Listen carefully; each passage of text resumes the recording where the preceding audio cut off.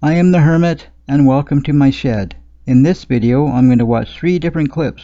One with Jordan Peterson, one with Guilbeault, and another with Australian Senator Matt Canavan, where they are giving their views on the climate. And I will give you my take on the conversations taking place as we go along. I guess my biggest problem with the UN climate plan, or Paris Accords, I believe that's what they're called, I could be wrong, is that somehow us common folk are not supposed to take vacations, or should I say afford a vacation anymore, or even to see family members if they live more than an hour or 2 away. While the people making decisions for us are flying across the country and around the world using more fuel in a day than most likely I will use in a year. Anyhow, in this first clip I watched Jordan Peterson discussing climate with destiny. So let's open up the shed door and see what's inside.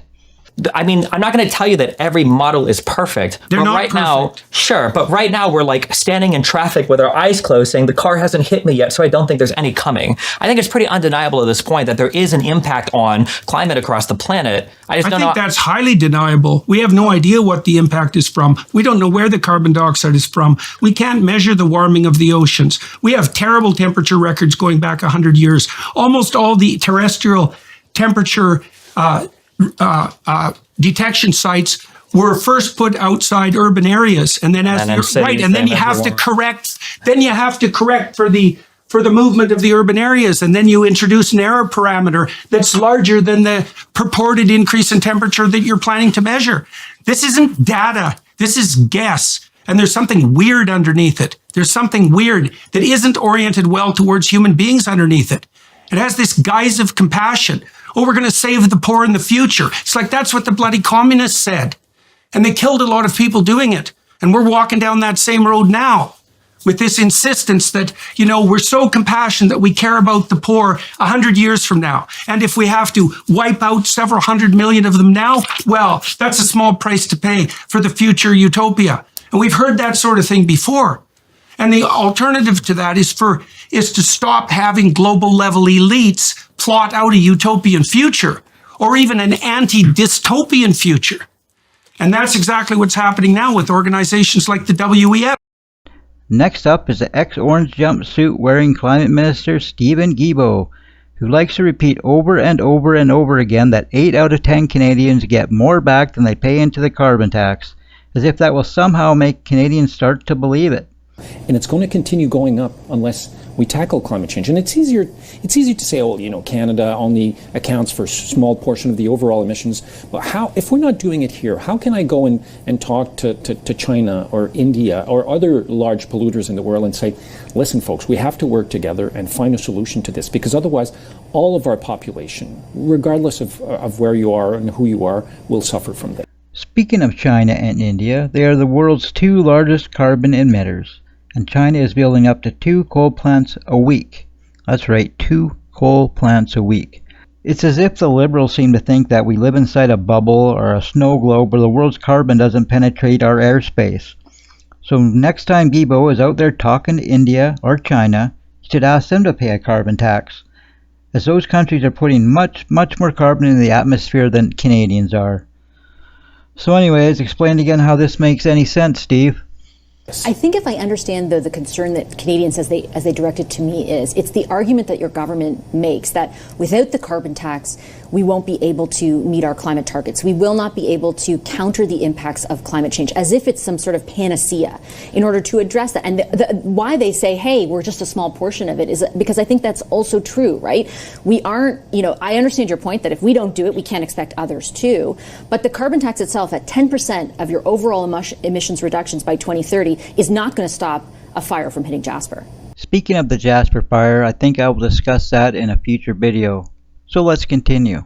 We're doing clean fuel standards to ensure that refineries are also reducing their climate impact. We're doing zero emission vehicle standards to ensure that by 2035, 100% of cars sold in Canada will be zero emission vehicle. So I guess we all better save up, because if this Liberal government stays in power, we all have to own an electric vehicle within 10 years.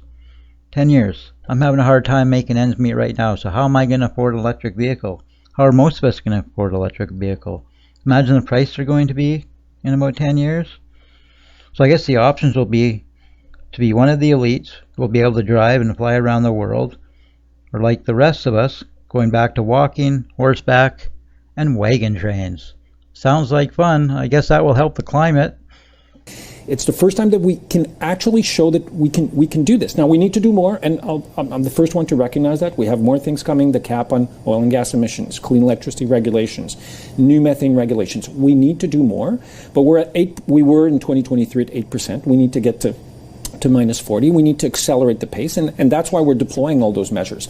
And what does it mean for this measure? May I interrupt for 1 second? Because just to point out, you're right to point out that the economy expanded, but yet emissions went down. First time that happened. They went down by 1%. The Canadian Climate Institute, which presented that analysis for 2023, said that overall we're at 8% below 2005. We need to be at 40%. They specifically said things need to accelerate.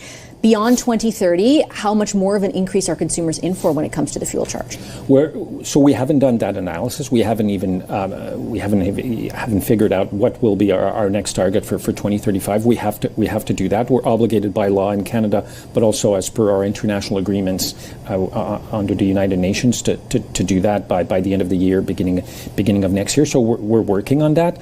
So what Guilbeault is saying is that a world organization that we did not vote for, the United Nations, is forcing us to follow these carbon emission laws that China and India seem to scoff at.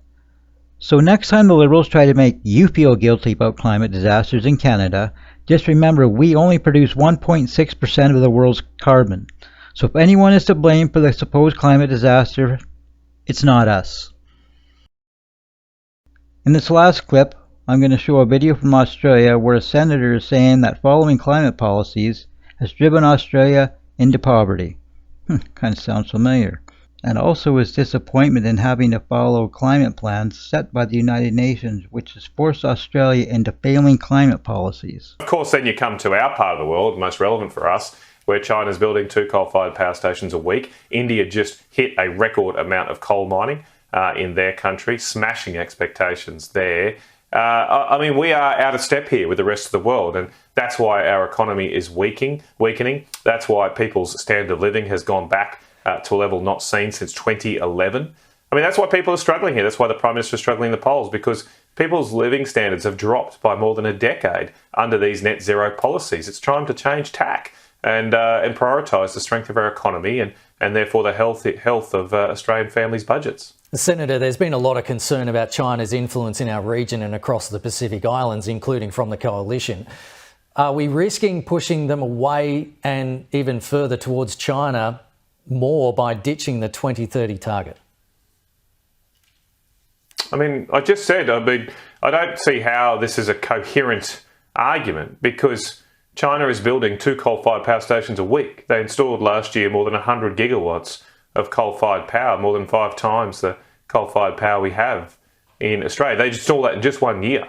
So in what logical world would us just, maybe we just build a couple, like they can build 100 odd, and we'll just build a couple, and then suddenly apparently those Pacific Islands will rush into the arms of the country building 100 coal-fired power stations because they're concerned about climate change. It doesn't make any sense. I mean, we have to have the ability as our country to decide what's best for our nation, just like any other proud nation in the world. And this ridiculous Paris Agreement, the argument of the government right now is we can't change, or you can't change, the voters can't change, the Australian voters can't change our climate change targets in 2030 because of an international agreement we signed in 2015 says you can't do that.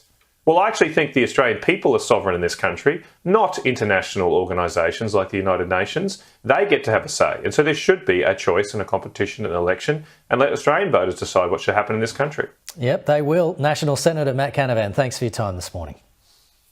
So I believe the best way we can power up our industry without driving everyone into poverty, and Stephen Guilbeault hates this idea and won't even touch it, is to go nuclear. It does get a bad reputation for the disasters that have happened in the past, but the technology since then has come a long ways. And soon I'm going to do a video on the pros and cons of nuclear. So thanks for watching this video, and I hope you come back to watch that one. Until then, stay safe out there.